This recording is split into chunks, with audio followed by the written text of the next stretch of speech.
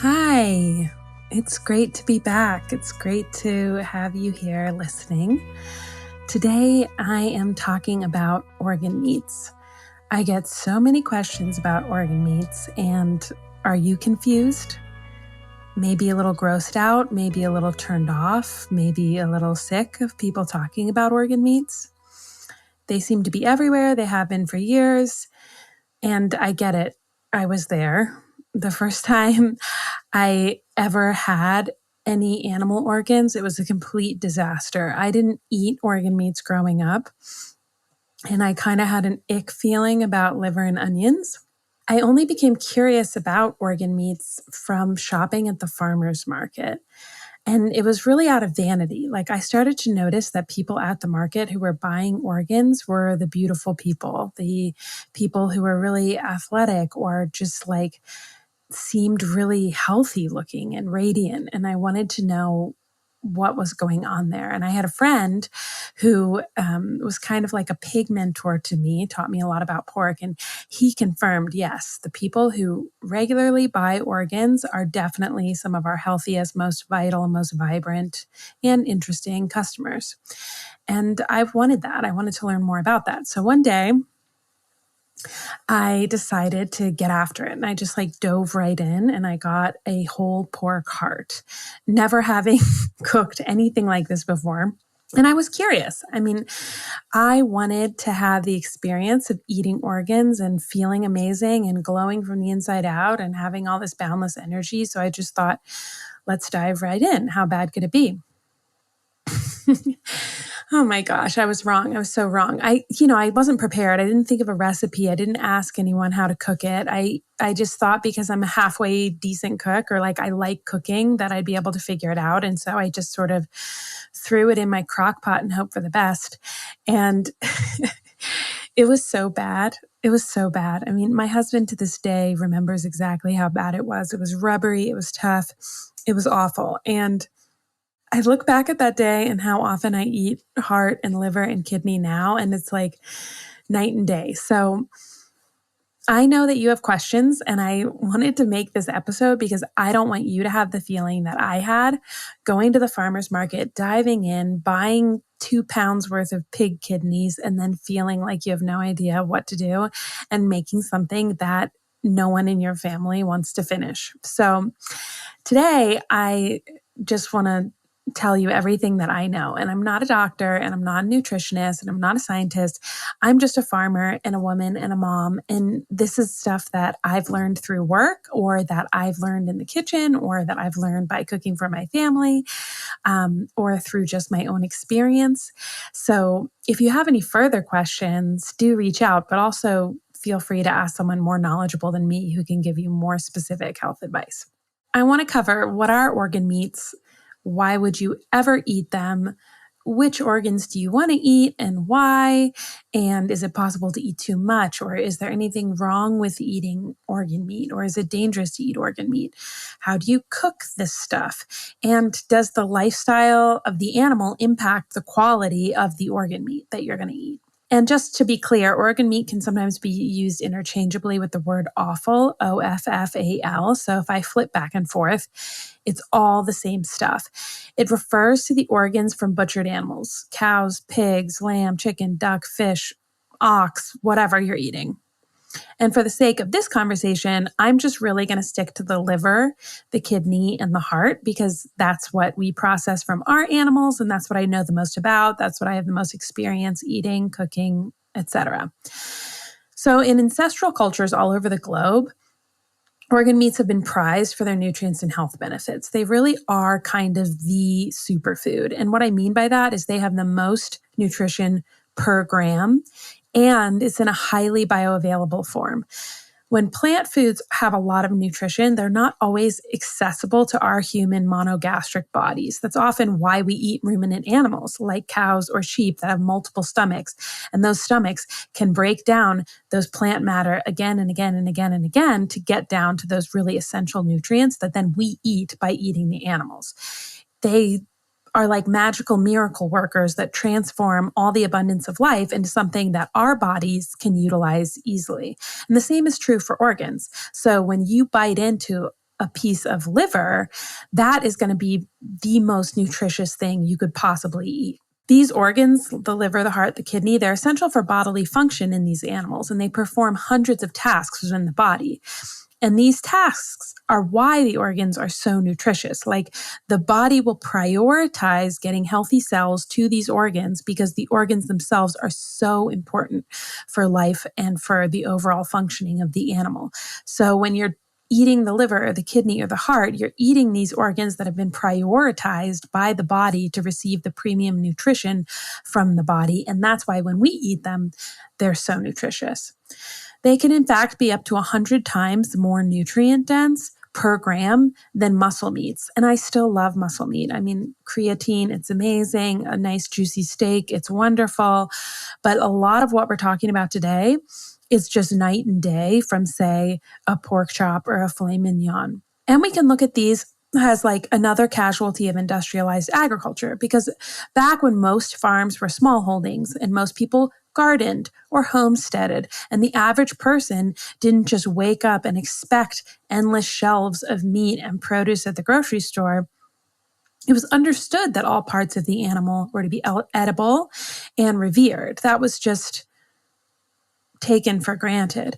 And people would eat whole animals. So you wouldn't eat 1/3 of a cow and then kill another cow and another cow and another cow. You would work your way through the cow and eat the entirety of the cow from nose to tail before moving on. And to me, this is really the highest echelon of eating animals. It allows us to truly connect with the land, with the animal, to value it, to not rush through it, to not see it as bacon and nothing else, and to throw everything else in the trash.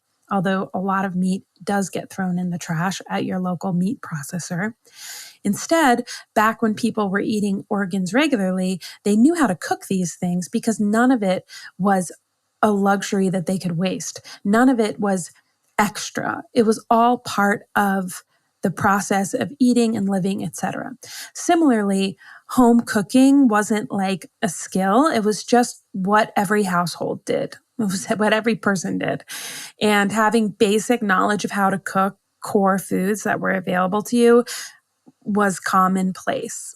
Similarly, there weren't as many exotic foods or things being imported from other places. And we'll get into that a little bit later about how eating organ meats is so important for nutrition locally. And as we try and eat more local, and for me, I'm not buying a bunch of tropical fruits in January in Wyoming.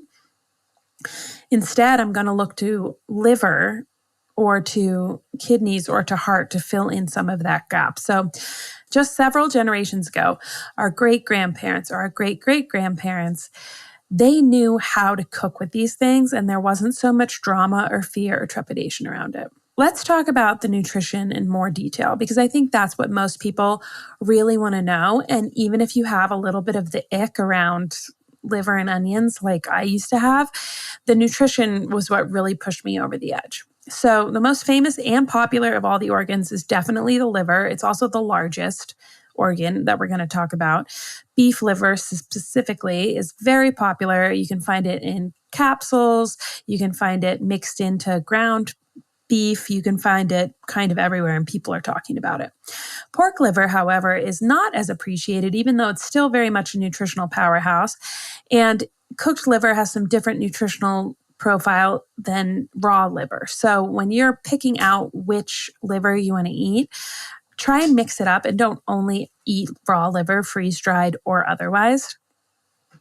And I'm going to talk a little bit about pork liver because I actually think it's even better than beef liver. Some of the things that people worry about with beef liver, like vitamin A toxicity, aren't nearly as prominent with pork liver because it has slightly less vitamin A.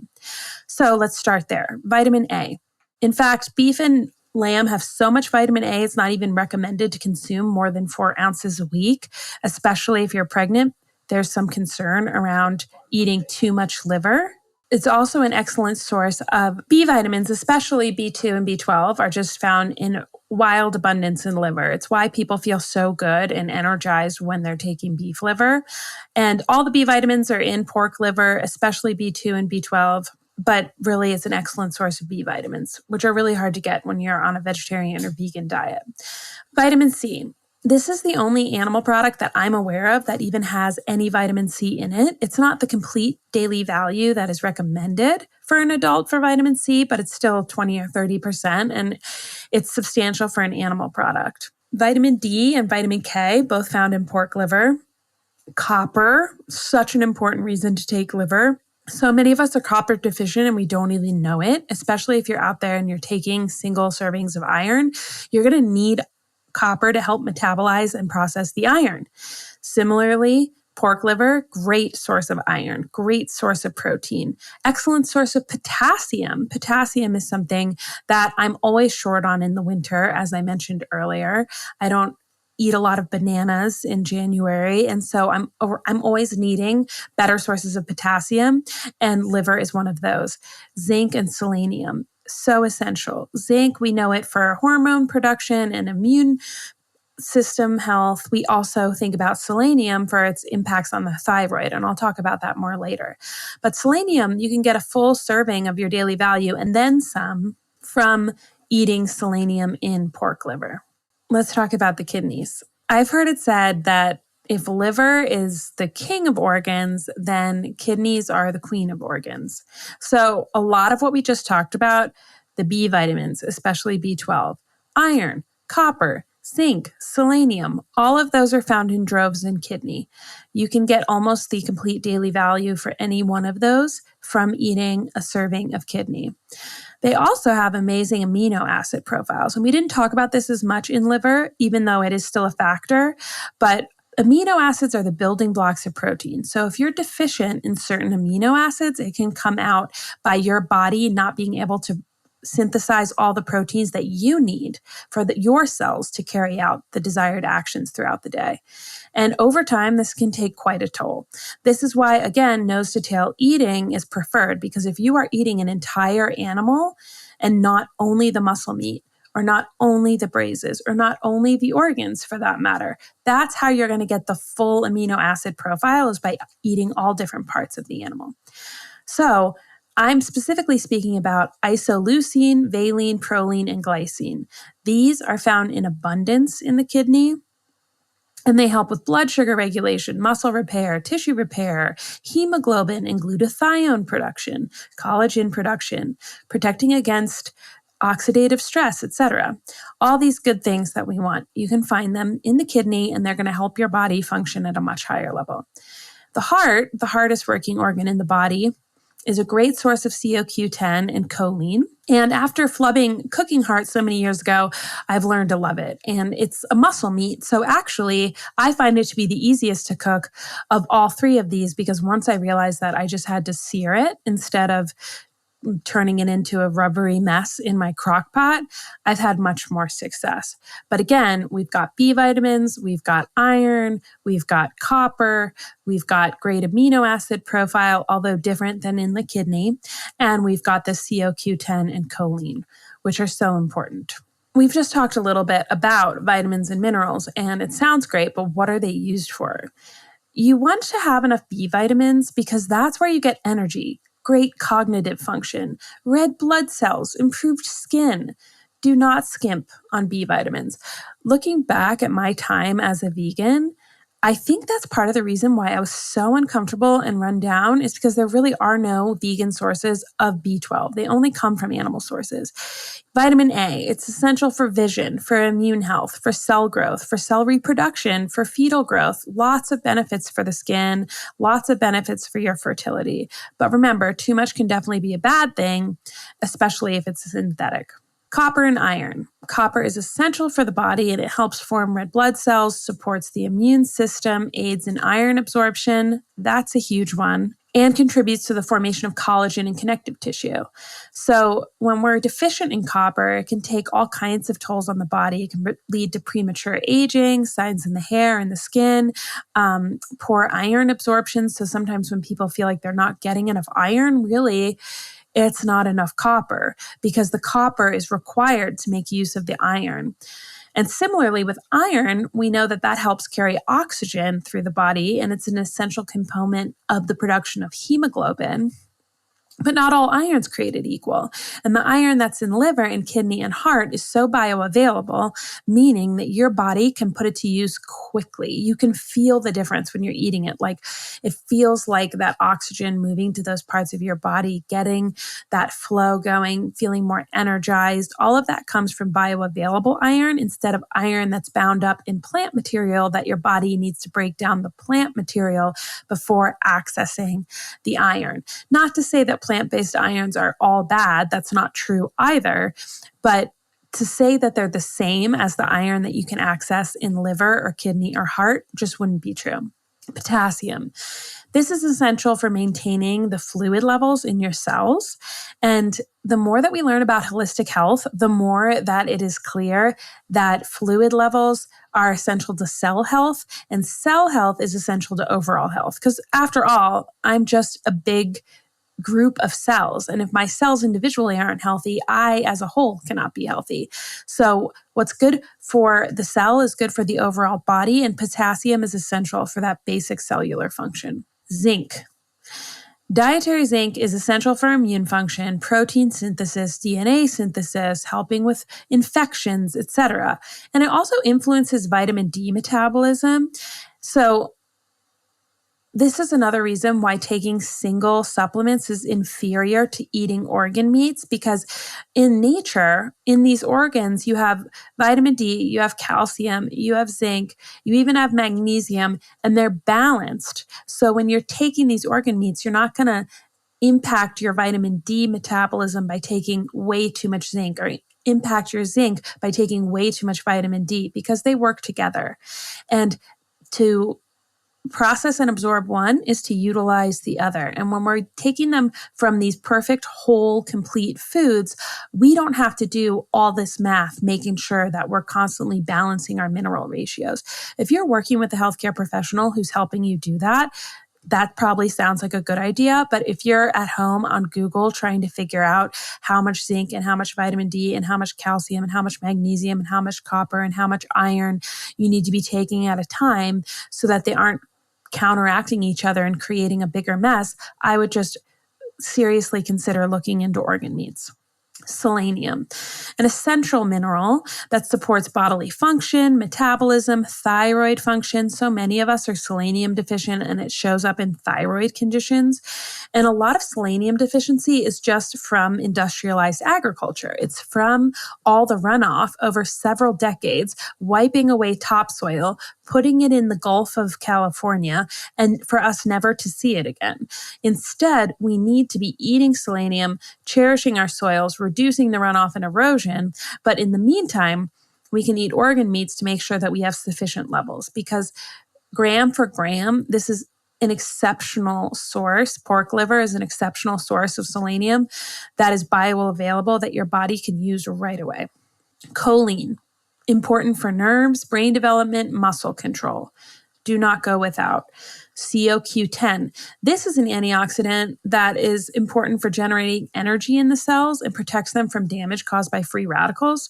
And again, I come back to my vanity here, because CoQ10 is great for anti-aging properties. And when we eat it on the inside, we can see it on the outside. This is part of the reason why people who eat really well, are active, are loving and enjoying their lives look amazing, because CoQ10 is powerful and it's in these foods. Is it possible to eat too much? The short answer is yes. And I talked about this for a moment earlier, but it bears repeating because it's important. Vitamin A toxicity is a real thing.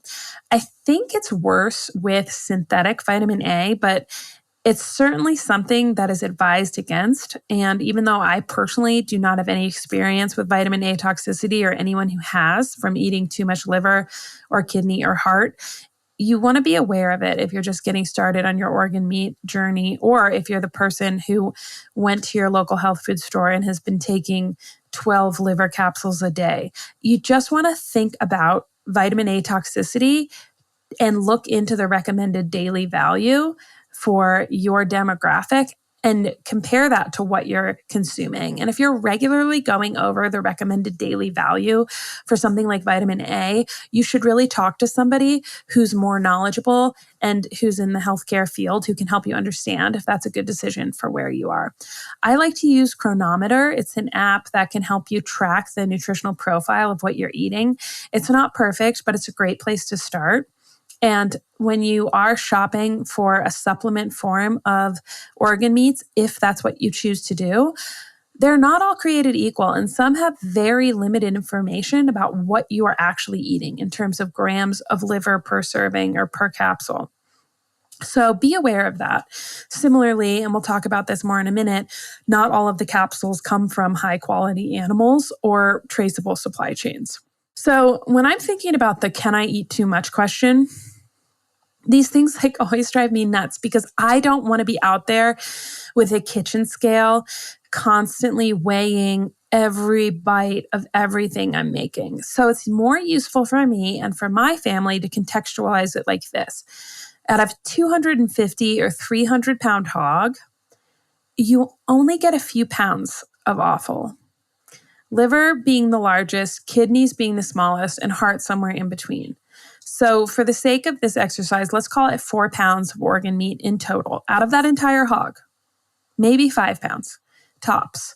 So that means that we're looking at 1.6 to 2% of the entire animal being organ meat. And a weekly serving of liver is only about 4 ounces. So keep all of this in perspective. Essentially, it's going to take a long time to work through all of that meat, all of that muscle meat, from the hams and the shoulder and the bacon and the chops and the collar and whatever you've processed out of your hog or whatever you're buying from your local meat purveyor. It's going to take a long time to work through all of that. And you only have those 4 to 5 pounds of organs over that time. So it's not as if every day you need to be eating a palm-sized serving of liver.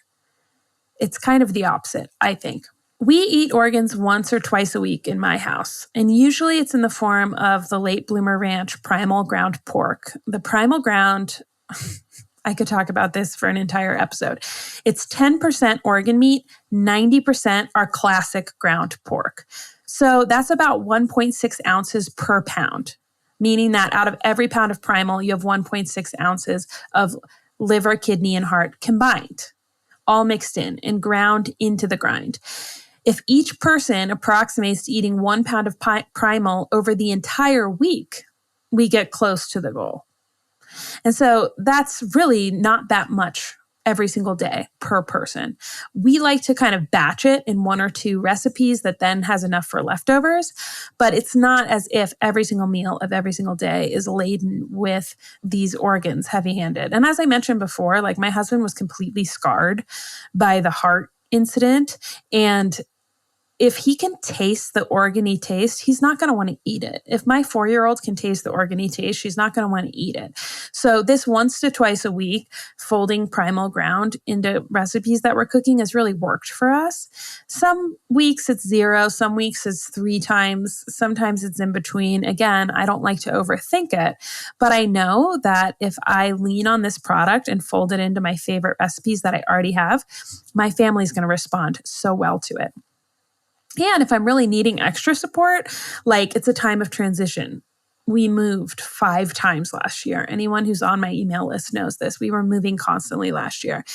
Or if I'm under physical strain, I have a cold, or maybe I'm, have some athletic goal like running in a race. Or for me right now, I'm nursing. I will take extra liver. I love Mother's Best liver pills. They're the only ones that I buy.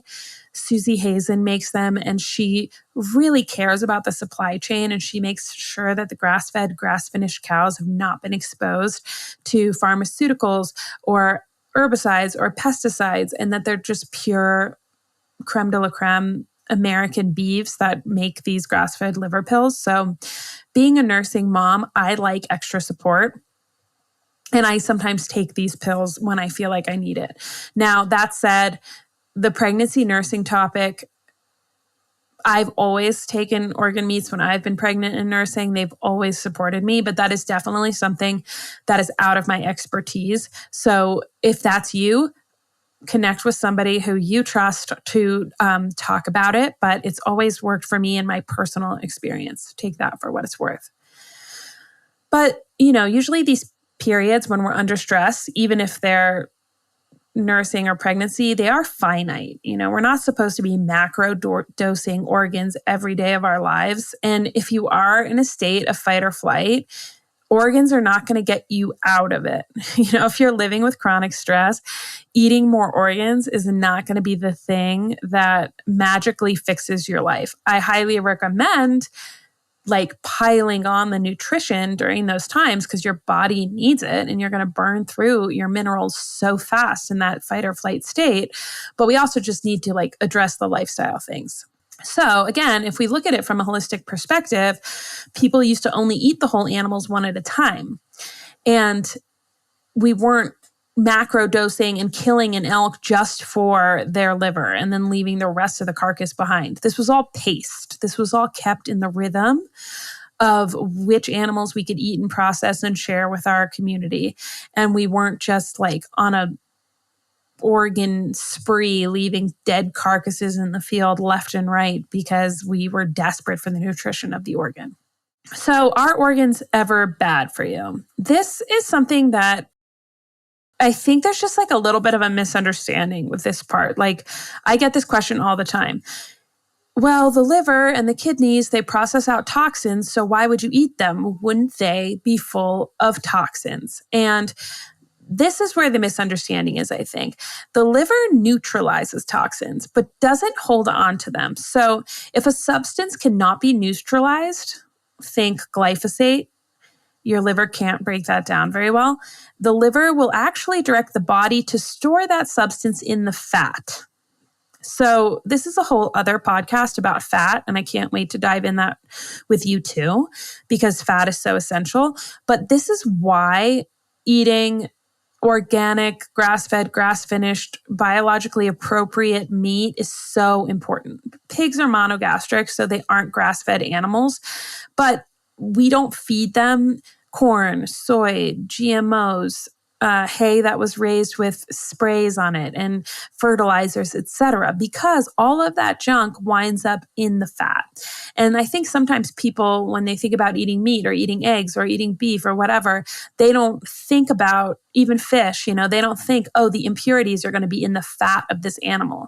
They think, oh, the animal bore the brunt of the damage from these chemicals. It's not going to come out in what I'm eating. And it's just not true. It's just as bad as eating a piece of lettuce that was smothered in glyphosate to eat the fat of your Oscar Mayer bacon. So we take a lot of care to make sure that our fat is just top. But as it relates to offal and organs, the liver is not going to be the place where those chemicals are accumulating. Now, an unhealthy animal is going to have a less than perfect liver. You're going to get the most beautiful, vibrant, large, healthy organs from healthy animals.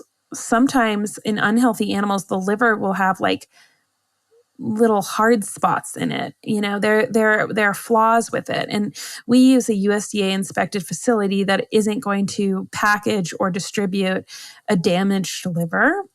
But for your own edification, when you're thinking about this and you're trying to decide, is this liver healthy for me to eat?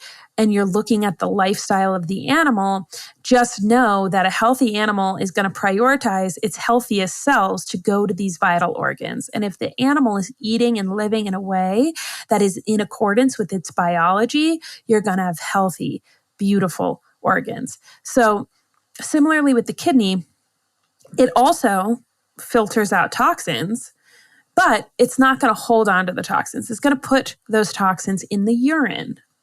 And if an animal is under the stress of an unhealthy diet or lifestyle, just like if a human was under the stress of an unhealthy diet or lifestyle, you could have bad kidneys, you could have fatty liver disease, but that's not going to come from animals that are raised properly.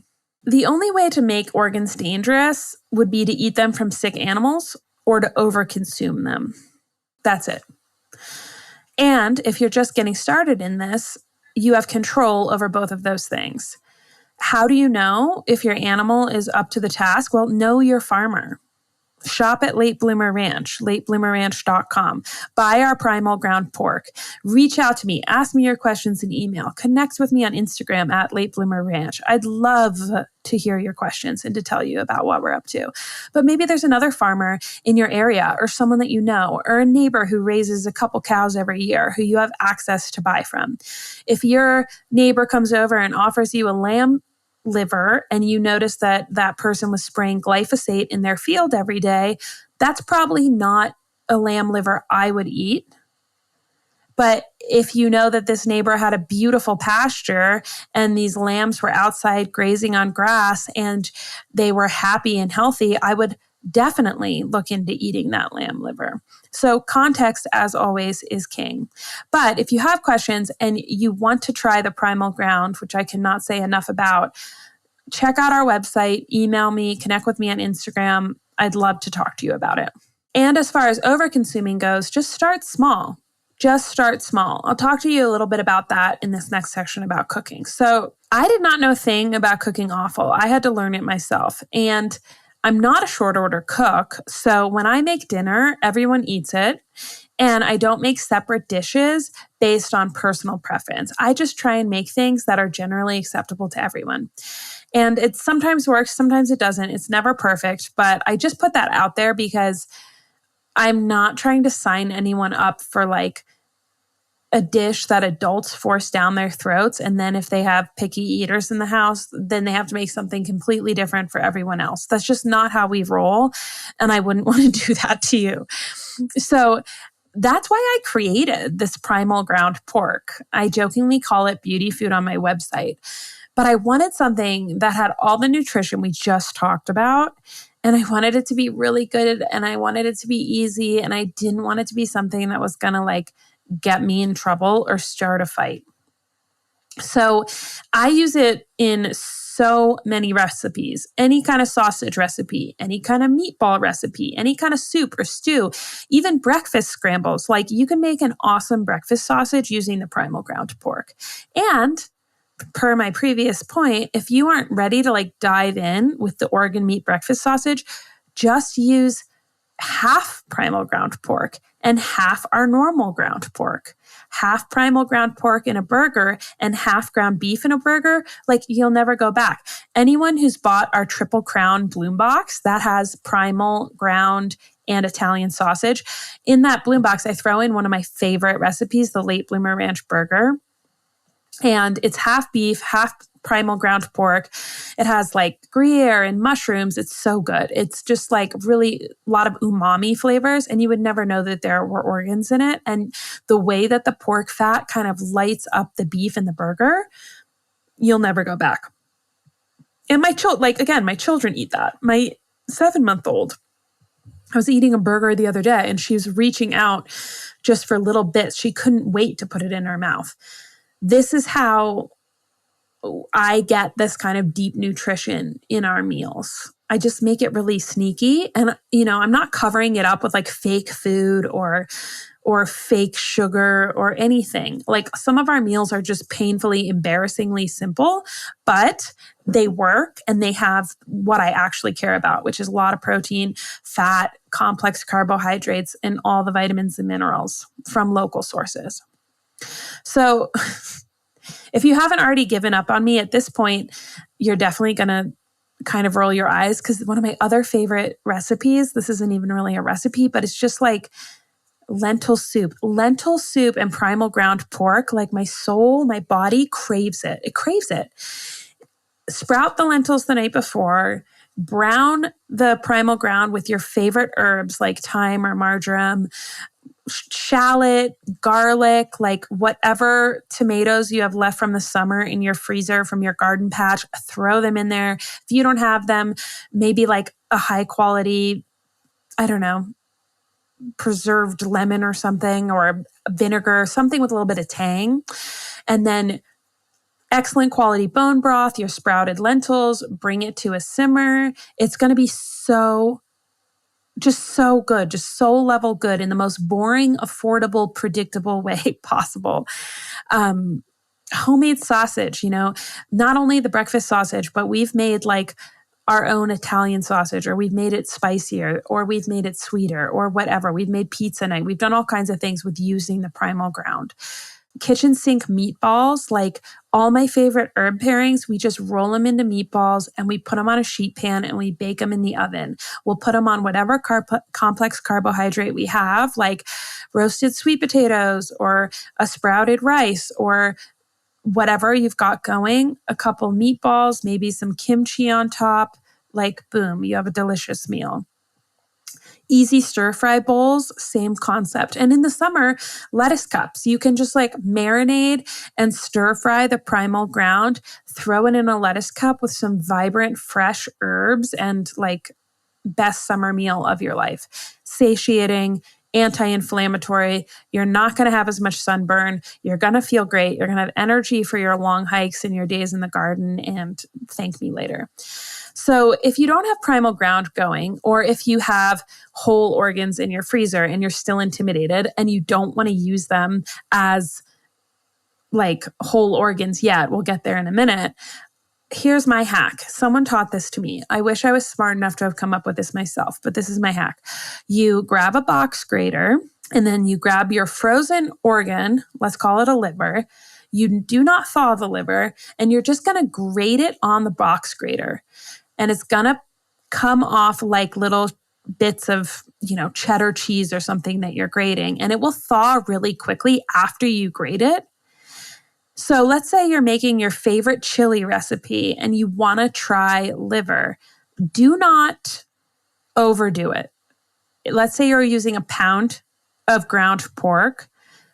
Try a tablespoon of liver to start. If everybody in your household is surprised that you put in liver, you're doing it right. Maybe the next time try 2 tablespoons. Work your way up to maybe a quarter cup. If people like the flavor, you're home free. If they don't, you'll find your kind of ratio that works for your family. Maybe it's 2 tablespoons. Maybe it's 4. I don't know. That's up to you. But start small, use the cheese grater method, and just kind of sprinkle it in when you brown the meat and mix it in with whatever meat you're browning. That works for liver, for heart, for kidney. Now, if you're adventurous and you want some recipe ideas to work with the whole organs themselves, there's classic liver and onion. That is basically slicing liver, sauteing it in butter with onion. If you have a lot of excess iron and you're sensitive to iron, soak the liver in milk the night before in the fridge, and that will neutralize a lot of the iron. And that's kind of a traditional method that people have been using to cook liver when they eat a lot of liver, as to not overload on iron for people who are sensitive to it. Pate, nice whipped mousse, put it on sourdough or a cracker. Classic use of liver. My mom makes a mean chicken liver pate, and I didn't even think I liked chicken livers, but then I was wrong. Pork and kidney pie, like kidneys have kind of a soft, squishy, buttery, nutty, a little bit sweet thing going on. So they work really well in the pot pie treatment. And you could take any kind of chopped pork, like a ham or even a stew meat, and put it in this pot pie with savory vegetables and broth and a delicious crust, and totally delectable. Lastly, and I'll finish with this because I opened with the heart that I messed up. Now, if I was going to cook a whole heart, I would A, be very excited about it because it would be delicious, and B, I would sear it very hot for a very short period of time, thinly slice it, serve it with like thinly sliced fennel in kind of a lemony crema reduction. And those acids and crispy, crunchy fennel with the soft, tender, very not quite raw, but rare heart, that's going to be where the magic happens. So, wow, I'm hungry and I'm excited and I want to hear about what you're going to make. And if you have questions, let me know. But I hope that this got you like not only not afraid of cooking with organs, but also feeling empowered. Because if I can do it, you can do it. I have about one brain cell left by the time that dinner rolls around, and my family eats this all the time. So check out the primal ground pork if that appeals to you. Otherwise, just share with me what you're making. I'd love to see what you're cooking with organ meats. Please tag me if you're using some other offal that we didn't talk about today, like tripe or tongue or brain. I'd love to see it too. It's all so interesting and so nutritious. And yeah, I can't wait to hear about it. So thanks for listening, and I look forward to hearing from you. See you next time.